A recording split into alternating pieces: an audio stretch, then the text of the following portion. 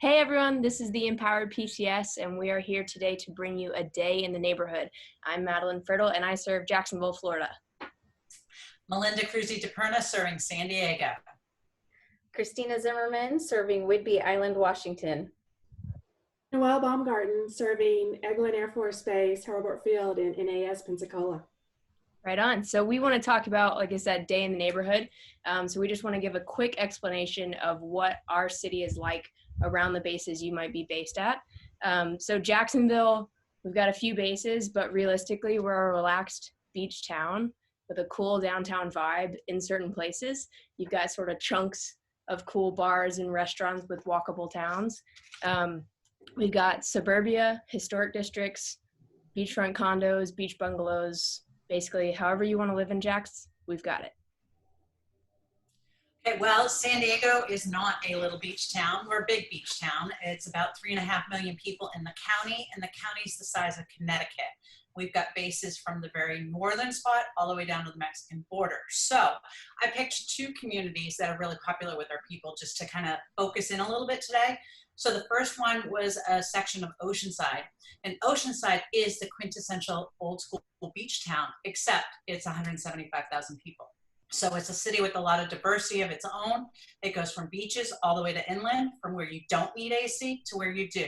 We've got multiple gates. It's primarily Camp Pendleton. And so you can have a little bit of everything. I love the community because it's got beaches, harbor, pier. It's got a great craft brew scene. It's got a lot of restaurants. And I think I mentioned it's got a lot of economic and ethnic diversity. So I think that's kind of cool. If we go all the way to the southern end, we have the community of Chula Vista, which is even bigger. And I have to check my notes because it's one of the fastest growing communities in San Diego, 270,000 people. So both of those are cities of their own, one on the north, one on the south. And a lot of our people who are stationed in Coronado and at 32nd Street, which is also known as Naval Base San Diego, a lot of the people in those areas end up in Chula Vista because you can get newer housing for less money. And it's very much so, even though it's 270,000 people, it's very much suburbia. A lot of strip malls, but yet still only 10 to 15 minutes from the beaches, depending on where you live. Great. Well, Whidbey Island is obviously an island, so we have kind of a different community feel here. It's very small town feel, good family atmosphere. It's very safe in general. We have very low crime, but you're still close to everything. So you're just a ferry ride away from Seattle, and you're just a bridge trip away from Bellingham, Mount Vernon, Burlington, and that's where all of your shopping, your nightlife will be. On the island, we have a lot of kind of harbor towns, and like I said, they're very small. So Oak Harbor is going to be the one that's closest to the base, and that tends to be where most military families want to end up because it's literally maybe a 5-minute drive to work to the base. So we have a lot of family-friendly walking areas, parks, beaches with lots of driftwood and treasures for the kids to find, or dogs, very dog-friendly as well.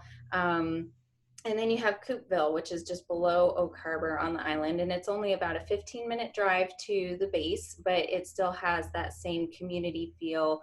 And it's funny because Oak Harbor and Coopville kind of trade off on parades. There's a parade for everything, and it's about 10-minute long parade most of the time. We have a few big ones that last maybe an hour, but the kids tend to love them. And again, they're very family and dog friendly. And so the towns will trade off. So Oak Harbor will do St. Patrick's Day, and Coopville will do the other one. So it's kind of neat. You can bounce around between the towns. We have a lot of local type festivals that are a lot of fun, like Mussel Fest, where they have cook-offs for clam chowder and mussels, and lots of farmers markets. So it's a very rural kind of feel on the island, but you do have some shopping. Not much. We've got like a Walmart, and then a lot of local shops that are fabulous. So good restaurants. And then the median price point in Oak Harbor has actually dipped slightly this month down to about $350, $375. And the median price point in Coopville is still hovering around $4 or $375. So, but yeah, it's a great place to live. Okay. And I'm in Navarre, Florida, which is a sleepy little beach town, very family friendly. Not a lot going on as far as restaurants and shopping, but like Christina mentioned in Whidbey, we're very close to Pensacola and Destin, which has all your restaurants and great shopping. So Navarre is a very safe area, very low crime, um, and just a great place to be with your family and hang out on our beautiful white beaches and enjoy the beautiful emerald waters. And that's it. All I, right. I think I need to interject. I think I missed the median part.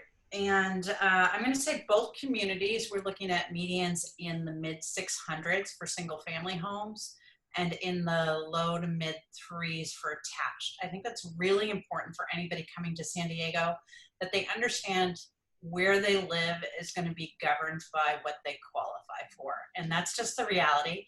And we've got such variety. I picked those two communities because they're popular, because a lot of the military families can afford at those price points as long as their expectations are realistic. And it's a great quality of life. So there's a little bit of that sunshine tax going on here.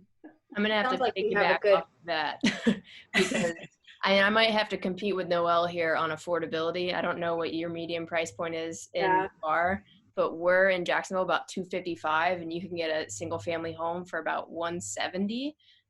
So it's really affordable here in Jacksonville. Oh, wow. What about you, Noelle? Yeah, our median price point's about $265 for, a 3 to 4 bedroom home around 2,000 square feet. Yeah. I think I need to be clear. We can get you in a property. So our single service members, I can usually get them in and I can do lower rents. Once you start to put in families and you need more than 2 bedrooms, it gets more complex. So that's the cool part about us being as big as Connecticut, that you will end up trading commute for affordability. Not under $200,000. I can't do it. So it sounds like you guys all have options, though. You have ranges that people can choose from. How about new construction? On the island, we have a few projects that are trying to get approved that would have kind of a median price point around $350. So they might have some options that are lower than that, but we're waiting to see how that all pans out. But since it is kind of rural, we don't have a lot of housing options in general.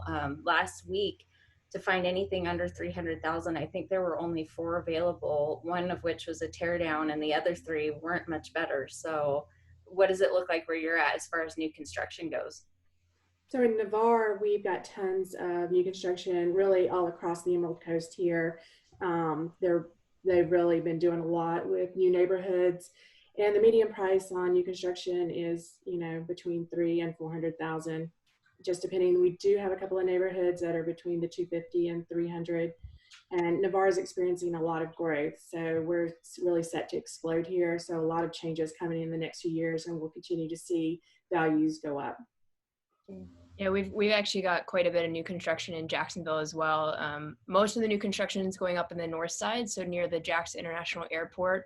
It's actually a great commute for both NAS Jax and Mayport, so a lot of military families end up choosing to live there, but you can find new construction as low as like $210 to $230, and then some of the nicer ones go 300, 3.5. But you even sometimes go St. Johns County, which is south of Jacksonville. You'll get new construction there too, and that's sort of a lot more open land, so the developers have a lot more option to build there.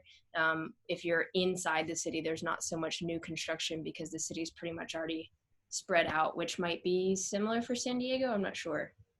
Yeah, we're interesting for new construction. So if you look at downtown, which some of our service members like, and that's a very urban, hip kind of environment, there is a lot of new construction going on. There was some urban blight that happened, which kind of opened things up for the new construction.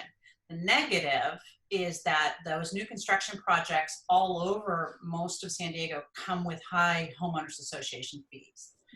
In the city, it's high homeowners association fees. In other places like Chula Vista, which one of the reasons it's really popular is because of all the new construction. People like that they don't have a lot of work to do and a lot of remodeling to do. They've also got something we have called Mello-Roos, which is why you need an agent that really can look at your numbers, because that can add to the cost pretty rapidly. In Chula Vista, the new construction goes from around the median values on up well into the millions. So there's a lot of variety. Now, Oceanside was pretty built out, yet we have a few pocket construction areas. And there's actually a couple communities there that I love because they don't have Mello-Roos and they're in the best schools. So it's kind of a unique skill set to cover an area so big, yet to understand what the pluses and minuses are. So that's something that is really important in such a big area because there's so much variety. Great. Yeah, that's important. And one of the reasons that we're doing this video is because moving into an area like that, you wouldn't know any of that stuff, and you wouldn't know that you have different options that are close by and how varied it is depending on where you pick to move. So hopefully we're bringing that information to everyone to where they can see we've got options. If you're going to any of our areas, make sure to check out our individual pages because we're going to be covering each of these topics in more detail focused on our specific bases. So if you are coming to Whidbey Island, watch my page because I'll be doing another video saying, okay, we've talked about the lifestyle, a day in the neighborhood, medium price point. Let's kind of zero in on more of the details for you so you can choose what to do. But yeah, check out all these ladies. They're a wealth of information, and we hope that we can help your next PCS be a lot smoother.